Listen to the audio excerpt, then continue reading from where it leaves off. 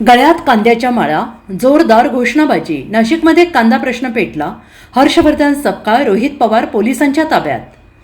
कांद्याला योग्य हमीभाव मिळावा अशी उत्पादकांची मागणी असून शेतकऱ्यांच्या विविध मागण्यांसाठी नाशिकच्या चांदवड येथे शेतकरी क्रांती महामोर्चा काढण्यात आला.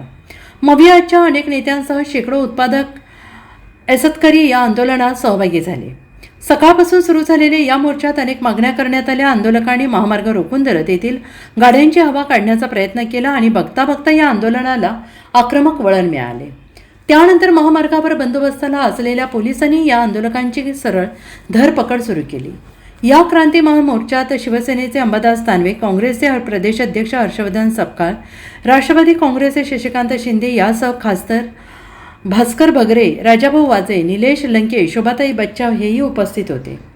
गळ्यात कांद्यांच्या माळा घालून जोरदार घोषणाबाजी करत हे आंदोलन सुरू होतं. कांद्याला समाधानकारक हमीभाव मिळावा यासाठी काढण्यात आलेल्या या मोर्चात आंदोलकांनी मुंबई आग्रा महामार्ग रोखून अडवण्याचा प्रयत्न केला. अखेर पोलिसांनी आंदोलकांची धरपकड सुरू केली आहे. हर्षवर्धन सपकाळ, रोहित पवार, अंबादास दानवे यांना जबरदस्तीने पोलीस व्हॅनमध्ये बसवण्यात आलं आहे. मात्र आम्हाला पोलिसांनी जरी ताब्यात घेतलं तरी देखील आम्ही आगेकूच करणारच असा निर्धार या मोर्चेकऱ्यांनी व्यक्त केला आहे.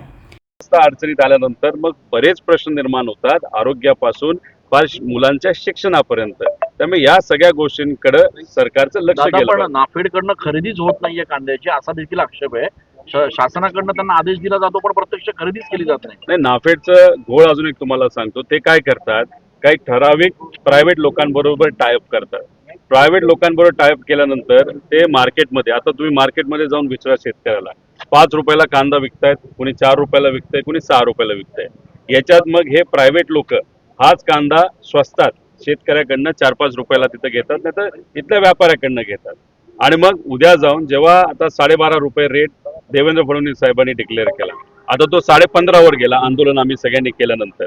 आता मग हाच 5 रुपयाचा कांदा शेतकऱ्याच्या नावं वेगवेगळे दाखवून तो कांदा परत एकदा त्या ठिकाणी विकत घ्यायचा आणि जेणेकरून सरकारकडनं 15.5 रुपये घ्यायचे. कांदा तर माल 5 रुपयाला घेतलेला असो, 10 रुपयाचा नफा.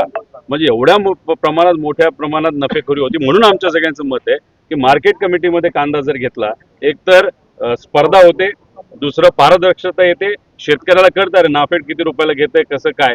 त्यामुळे हे जे काय नफा, आता तुम्हाला खरात माहिती प्रकरण, तो भोंदूबाबा खरात, कॅप्टन खरात, त्याचं सुद्धा एका कॉन्ट्रॅक्टर बरोबर म्हणजे नाफेडच्या कॉन्ट्रॅक्टर बरोबर व्यवहार होते आणि तो सुद्धा कांदा खरेदी करायचा आणि तो सुद्धा त्याच्यामध्ये भ्रष्टाचारामध्ये इन्व्हॉल्ड आहे.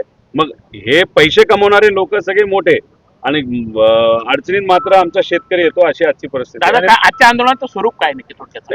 Bureau report SBN Marathi, Nashik.